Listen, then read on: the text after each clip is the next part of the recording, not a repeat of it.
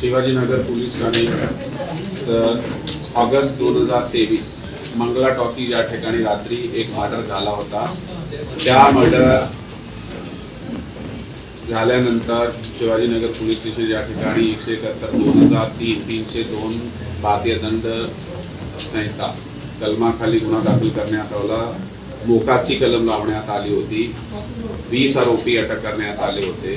त्यामधनं जे फरार आरोपी होते त्याचा अधिक तपास एसीपी विश्रामबाग श्री ठोंबरे साहेबांकडे होता। त्यांनी सिनियर पीआय सावंत साहेबाला आणि त्याची टीमला सूचना दिल्या वेळोवेळी सदरच्या आरोपीला अटक करण्यासाठी।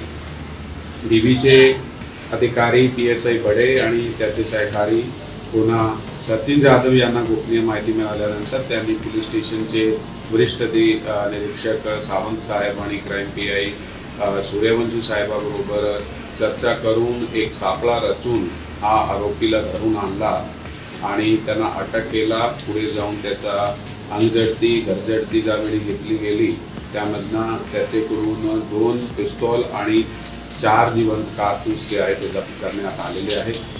सदरचा जे आरोपी आहे त्याच्या विरुद्ध आधीपासूनही 2 खुनाचे गुन्हे आणि 4 दुसरे गंभीर गुन्हे दाखल होते।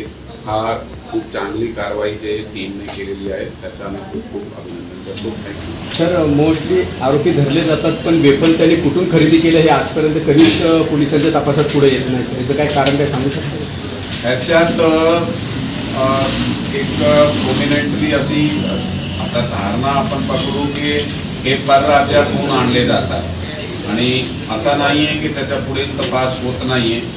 त्याचे जे बॅकवर्ड लिंकेजेस आहे सप्लाय लिंकेजेस आहे तिथपर्यंत आमची टीम जाते आणि तो कितपर्यंत पुढची माहिती आपल्याला भेटत आहे, पुढचे आरोपी कुठपर्यंत भेटत आहे परराज्यातून जाऊन त्याच्यासाठी काही वेळी पोलिसाला ते सुद्धा मिळाला आहे।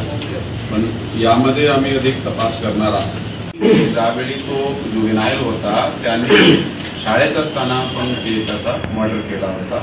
त्याला त्यावेळी ते शास्त्रते मुली डोका कट केला होता।